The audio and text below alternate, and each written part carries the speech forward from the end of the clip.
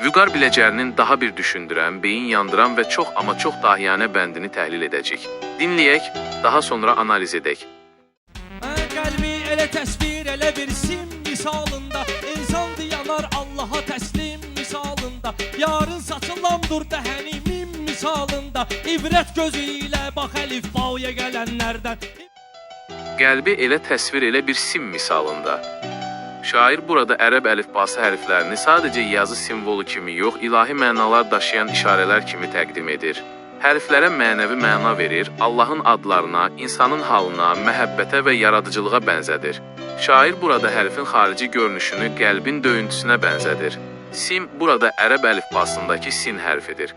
Sin hərfinin ərəb qrafikasındakı yazılışının üç dişli və dalğalı forması ürəyin döyüntüsünü, yəni nəbzin ritmik hərəkətini çox gözəl şəkildə xatırladır. İnsan dayanar Allaha təslim misalında. Bu misra yuxarıdakı qeyri-sabit qəlbin nəhayət Allaha təslim olmaqla sakitlik tapdığını göstərir. İnsan bütün dəyişkənliyə baxmayaraq, son nəticədə Allaha boyun əyməklə hüzur tapır. Yarın saçı lamdır, dəhəni mim misalında. Şair burada yar dedikdə, ilahi sevgili haqqında danışır və onun gözəlliyini iki hərflə təsvir edir. Lam. Lam hərfin yazılışı yuxarıdan aşağı uzanır, bəzən əyri, bəzən də uzun formaya malikdir. Bu yarın saçına bənzədilir. Mim. Mim hərfin yazılışı isə kiçik yuvarlaq bir dairəyə malikdir. Bu yarın dəhəninə bənzədilir. Dəhən isə dodaq, ağız deməkdir. Eyni ilə lam hərfinin xarici görünüşü saç telinə bənzədiyi kimi, mim hərfinin də xarici görünüşü məhz dodağı təsvir edir. İbrət gözü ilə bax, əlifbaya gələnlərdən.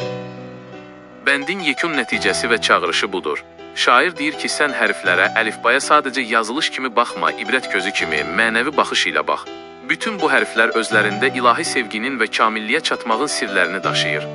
Yekun olaraq, şair burada insanın qəlbini, yaradanın cəmalını təsvir edir və sonda bizi bu dünyəvi işarələrdən ilahi həqiqətə çatmaq üçün ibrət götürməyə çağırır. Qəlbi elə təsvir, elə bir sim misalında, insan yanar Allaha təslim misalında, yarın saçılan dur dəhəni mim misalında, ibrət gözü ilə bax əlifbaya gələnlərdən, ibrət gözü ilə bax əlifbaya gələnlərdən.